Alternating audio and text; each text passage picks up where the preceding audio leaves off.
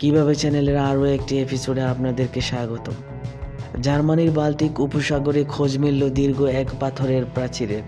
দৈর্ঘ্যও নেহাত কম নয়, প্রায় 1 কিলোমিটার। বিজ্ঞানীদের অনুমান প্রস্তর যুগে তৈরি করা হয়েছিল সেই প্রাচীর।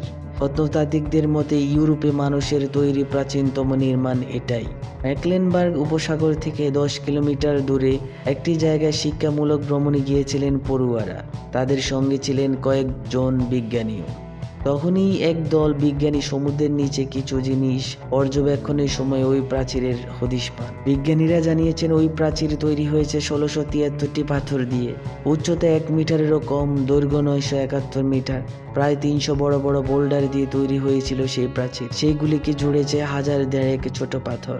প্রাচীরটি যে পাথর দিয়ে তৈরি সেগুলো এতটাই বড় এবং ভারী ছিল যে তা দেখে বিস্মিত হয়েছিলেন বিজ্ঞানীরা। যেই সময়ে এই প্রাচীর তৈরি সেই সময়ে কোনো যন্ত্র ছিল না। হাতে করে কিভাবে সেই পাথর তোলা হলো তা নিয়ে দ্বন্দ্বে বিজ্ঞানীরা প্রাচীরের আকার গঠন দেখে আরও একটি বিষয় নিশ্চিত যে কোনোভাবেই এটি প্রাকৃতিক উপায়ে তৈরি করা হয়নি। সুনামি বা হিমবাহ এই প্রাচীর গঠন করেনি, মানুষই তৈরি করেছে এই প্রাচীর। গবেষকরা জানিয়েছেন অনেক সময় হিমবাহ পলি সঞ্চয় করে সমুদ্রগর্ভে প্রাচীর তৈরি করে। সুনামির সময় ঢেউয়ের সঙ্গে বালি পলি ভেসে এসে জমা হয় সমুদ্রগর্ভে, তাতেও প্রাচীর তৈরি হতে পারে। কিন্তু বাল্টিক উপসাগরের প্রাচীরটি সেইভাবে তৈরি হয়নি। গবেষকদের দাবি প্রায় 11,000 বছর আগে একটি হ্রদের ধারে তৈরি করা হয়েছিল ওই প্রাচীর। গবেষকরা মনে করেন বল্গা হরিণ শিকার করার জন্য সেই প্রাচীর তৈরি করা হয়েছিল। সেই প্রাচীর দিয়ে বাঁধ তৈরি করা হতো। বিশাল প্রাচীরের অদূরে ছিল অন্য একটি প্রাচীর। গবেষকরা মনে করছেন দ্বিতীয় ওই প্রাচীর সমুদ্রের পলির নিচে চাপা পড়ে গিয়েছে। ওই প্রাচীর টপকে বল্গা হরিণ এলেই তীর ধনুক দিয়ে তাদের শিকার করা হতো। অনতি দূরে আরও একটি প্রাচীর থাকায় তারা দৌড়ে পালাতে পারত না, ফলে শিকারীদের ফাঁদে পড়ত।